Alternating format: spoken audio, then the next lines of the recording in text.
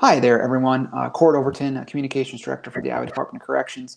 And today we'd like to bring an update for family and friends of those that has somebody incarcerated in the Iowa Department of Corrections.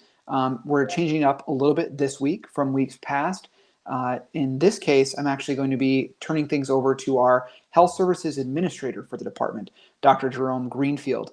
If you've watched previous videos that we've posted giving you an update, you've probably heard from him before in some of those Q&As. And as we continue to see some positive cases over at Mount Pleasant Correctional Facility and some decreasing number of cases at the Medical Classification Center, I thought it'd be great to let you hear directly from the head of all of our health services for the department on his interpretation of how things are going, give you some updated numbers. And with that, I will turn it over to Dr. Jerome Greenfield to give you an update on how we're doing at the Iowa Department of Corrections. Doctor? Thanks, Cord, and good afternoon, everybody.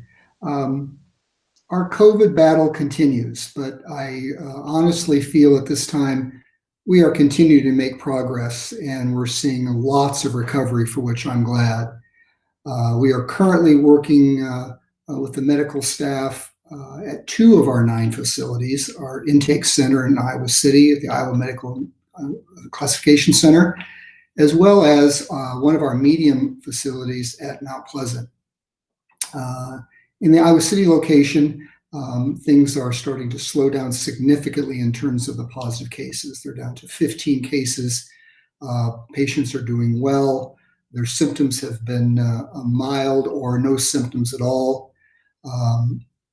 At that location, as we see in other locations, we have a set protocol of how we follow people from a medical standpoint. Physicians see the patients initially.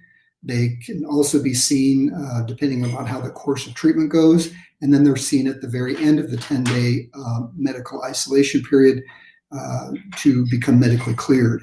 Nursing services see the patients twice a day, every day, and report to the physicians.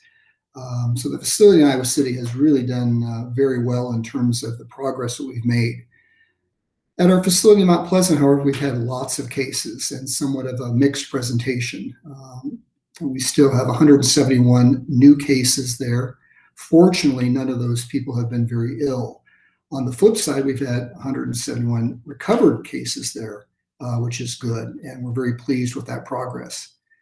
These numbers are high, but the numbers of people that have been very ill are actually quite low. Out of all of our systems, and as long as we've been treating COVID, we only have 4 people in the hospital, and I'm glad to say that all 4 of those men are recovering nicely.